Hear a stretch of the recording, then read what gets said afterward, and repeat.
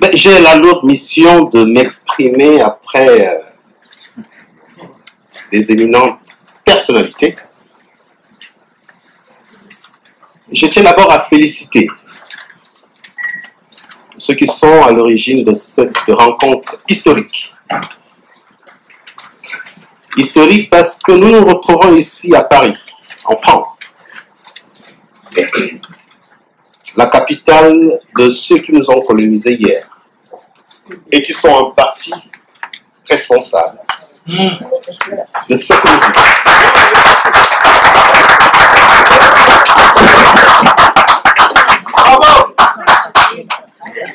Je me tiens devant vous aujourd'hui pour porter la voix de la société civile libre.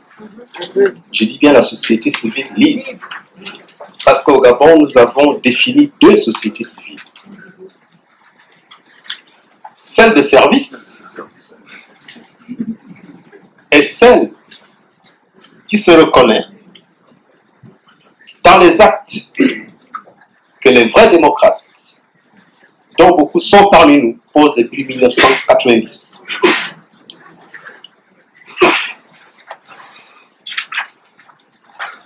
La première fois que j'ai écouté Jean-Marc Eko, je siégeais au Conseil économique et social de 93 à 97.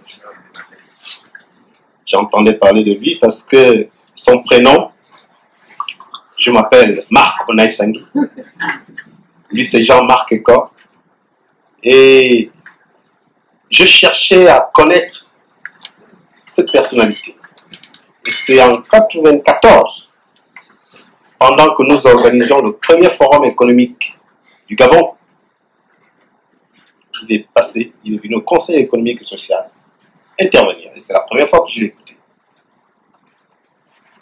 Et depuis ce jour, certaines personnalités du Gabon sont devenues mes idoles, mes icônes, mes références. On n'a pas besoin d'aller citer Descartes ou Goethe,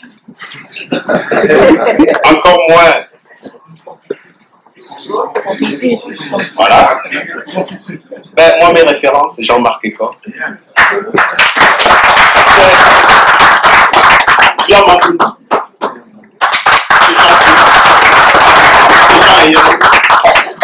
C'est bon. Ce sont mes aînés, les aînés qui sont là, qui font l'histoire, qui écrivent les nouvelles pages de l'histoire du Gabon. Nous sommes ici aujourd'hui pour consacrer, je dis bien consacrer, une nouvelle synergie. Société civile libre, opposition radicale et la diaspora. Et là aussi, au niveau de la diaspora, nous avons plusieurs diasporas. Mais nous sommes là aujourd'hui pour constituer ces trois entités véritables. Diaspora unique, société civile libre unique et une opposition unique. Nous avons fui les odeurs de Libreville. On s'est éloigné du bord de l'Okomo, tout simplement parce que nous sommes venus ici interpeller la France. Comme je l'ai dit, la France qui a une partie de ce qui nous arrive, une partie, une bonne part de responsabilité sur ce qui nous arrive au Gabon, et qui doit aussi avoir une bonne partie de la résolution de ce problème, pour avoir soutenu pendant 50 ans un régime avilissant, le régime PDG, et le bongoïsme. J'insiste sur le bongoïsme. Il y a un discours distillé par nos collègues d'en face, ce sont nos collègues, ce sont nos frères. Une fois que vous discutez, une fois que vous prononcez des mots qui ne vont pas dans leur sens, soit vous êtes tribaliste, soit vous avez commandé les armes pour provoquer le génocide au Gabon, soit vous êtes salafiste. Et moi, je suis devenu le salafiste en chef.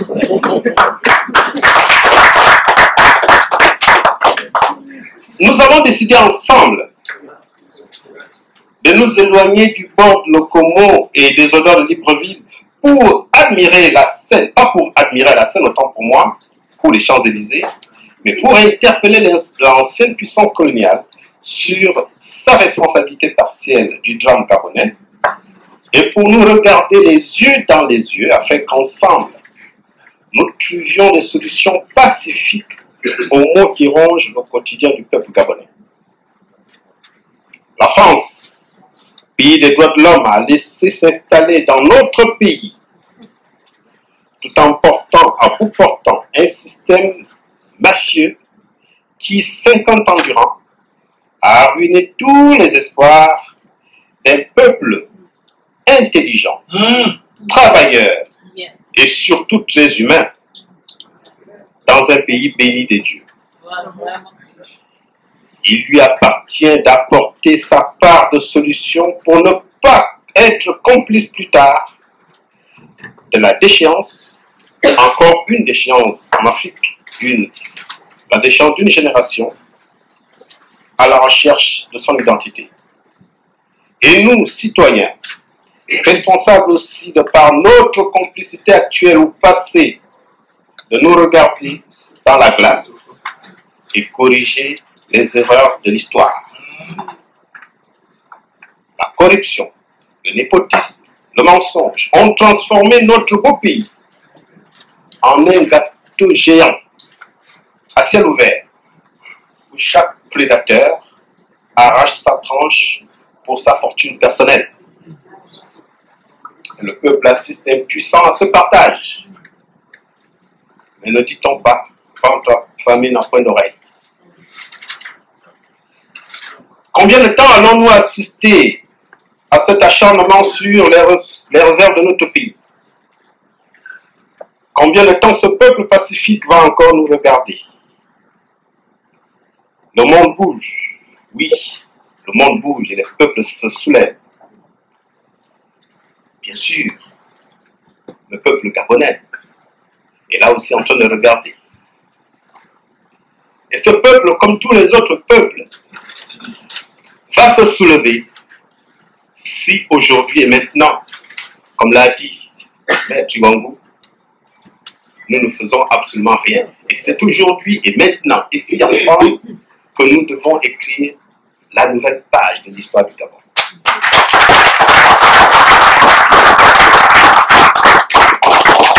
Est-il besoin de rappeler aujourd'hui que le pays est paralysé? Je dis bien, le pays est paralysé. Les investisseurs s'inquiètent. La jeunesse s'interroge. Et nous, que faisons-nous?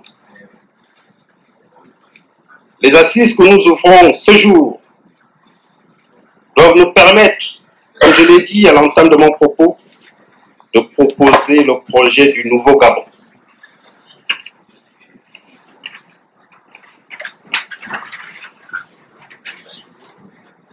La confrontation de nos égos personnels a montré ses limites au point que le pouvoir dictatorial depuis 2009 s'en sert pour se maintenir et affaiblir toute velléité de contre-pouvoir.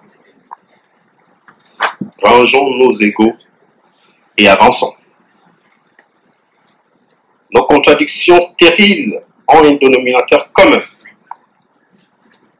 Discréditer le travail de libération de notre pays, pris en otage par un groupe d'hommes d'affaires mafieux, dont Ali Bongo. Ici et maintenant, nous avons autour de la table un échantillonnage très représentatif des personnalités, des filles et des fils gabonais, condamnés, je dis bien condamnés à réussir cette mission exaltante de renaissance du Gabon. Cette renaissance tant rêvée par nos compatriotes afin de proposer un nouvel ordre de gouvernance de la chose publique au profit du bien-être des Gabonais. Chers compatriotes, le linge sale se lave en famille. Et je suis très ravi, je ne connais pas, je reçois constamment ces messages, M. Aperano. Je suis très ravi de savoir que le PDG est représenté dans cette salle.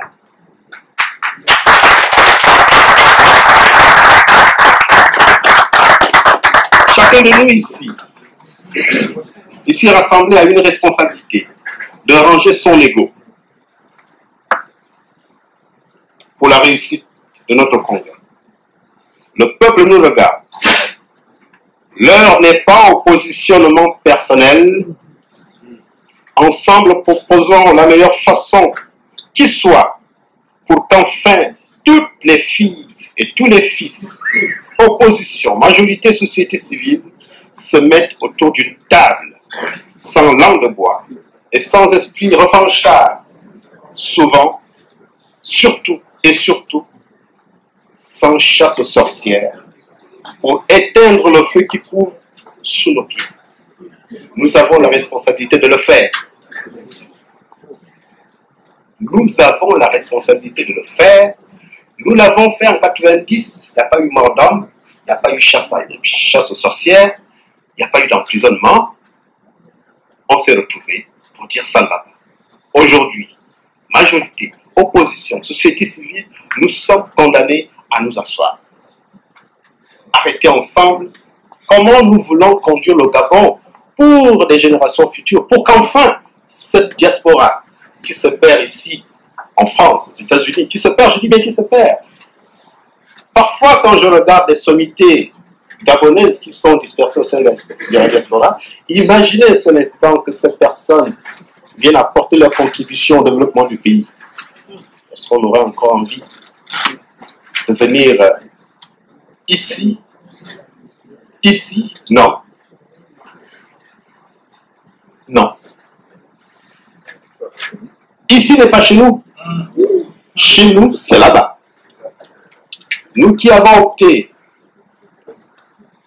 nous qui avons pris la responsabilité de rester sur place, j'avoue que je suis fier d'être resté sur place, je suis fier de rester au Gabon et je suis fier d'être Gabonais.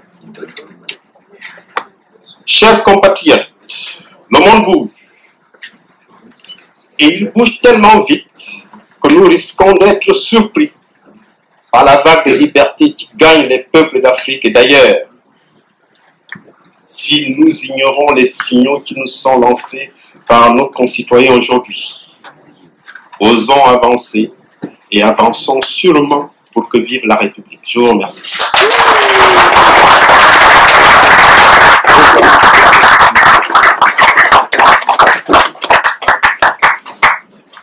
Merci Marc Onaos.